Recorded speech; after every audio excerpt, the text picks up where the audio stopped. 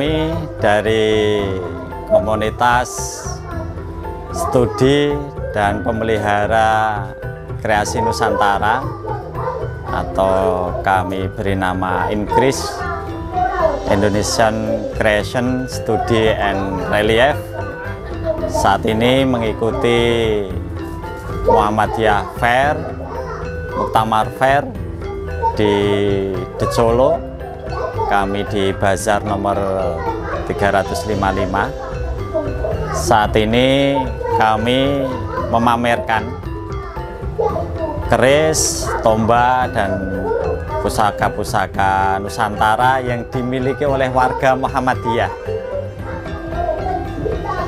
INCREASE ini, komunitas ini dinasihati oleh Ketua Pimpinan Wilayah Muhammadiyah Jawa Tengah, Kiai Tafsir, beserta Dr. Sabar Narimo, beliau dosen akuntansi Universitas Muhammadiyah Surakarta, dan Bapak Sayoto Abdul Hamid yang pada periode Muktamar 45 dahulu menjadi Ketua Majelis Pendidikan Kader SDI PDM Kota Semarang.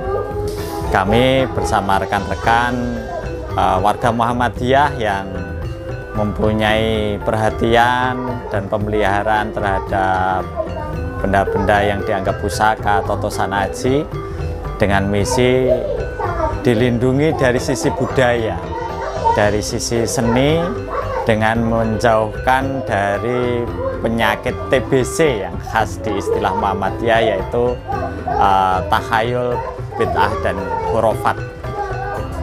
Sebenarnya benda-benda yang dianggap pusaka ini peninggalan dari kerajaan Muslim, bukan kerajaan yang tidak Muslim, karena sejarah Nusantara adalah sejarah kerajaan-kerajaan Muslim.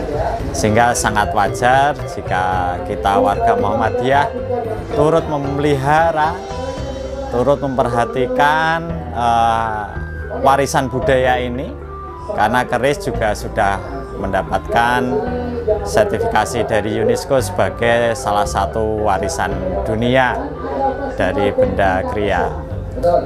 Kami sangat bersyukur ternyata cukup banyak warga Muhammadiyah yang mempunyai perhatian dan memelihara benda peninggalan sejarah ini sebagai nilai budaya, produk budaya, dan produk seni, sehingga nanti anak turun kita itu tidak harus belajar kepada orang lain untuk belajar tentang peninggalan para leluhur ini. Jadi kami ingin membawa sebuah misi Muhammadiyah itu bertauhid sekaligus berbudaya. Kita tidak mengharapkan gerakan purifikasi yang dibawa oleh Muhammadiyah itu menjadi abudaya atau anti budaya.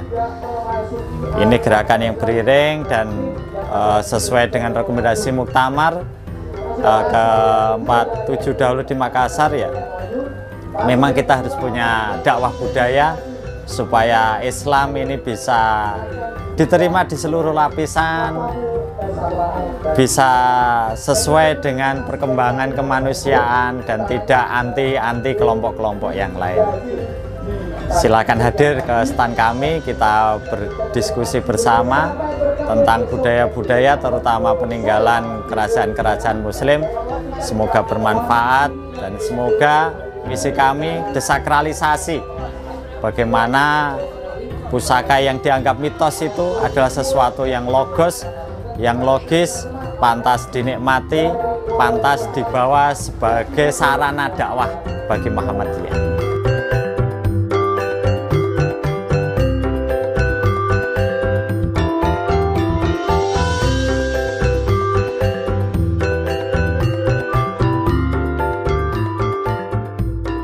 Pusaka-pusaka Nusantara jenisnya bermacam-macam.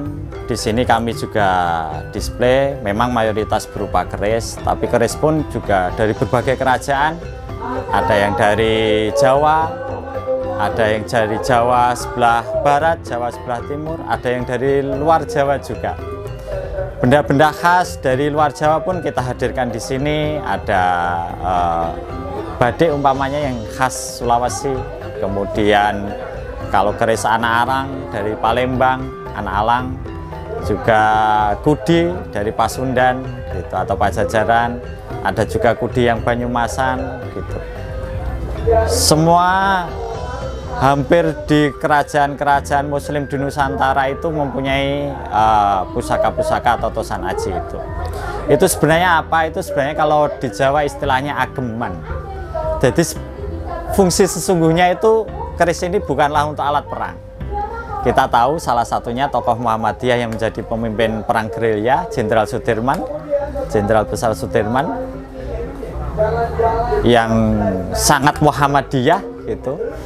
Eranya saat itu sudah pakai bedil dan meriam, tetapi beliau ketika berperang itu masih memakai keris juga di busananya.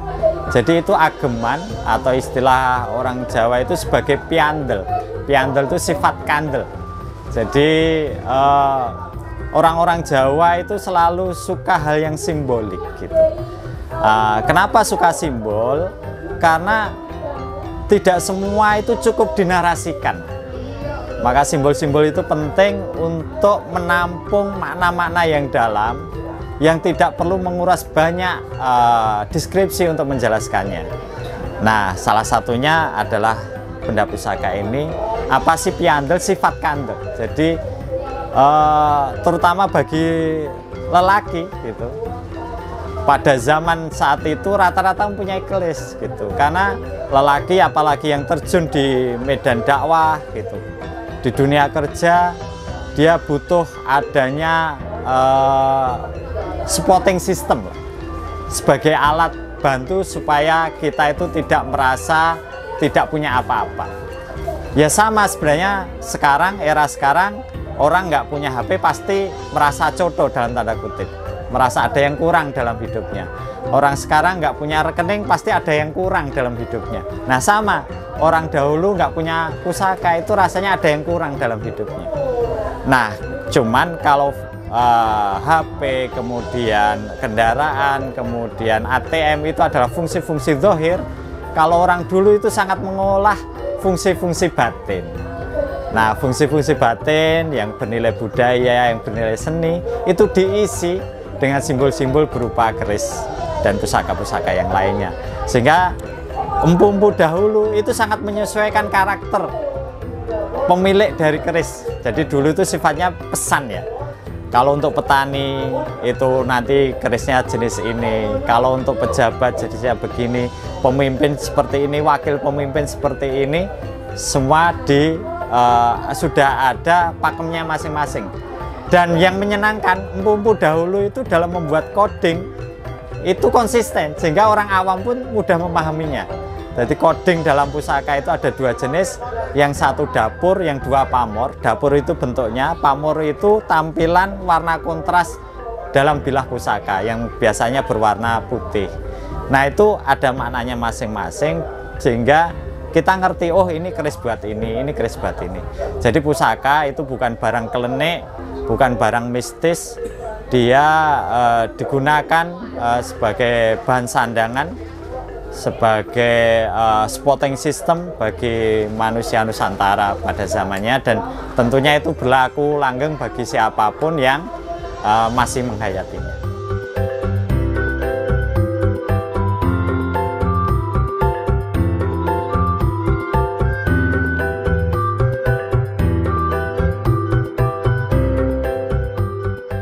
Yang usianya sampai sudah 1000 tahun, ini paling tidak ada satu,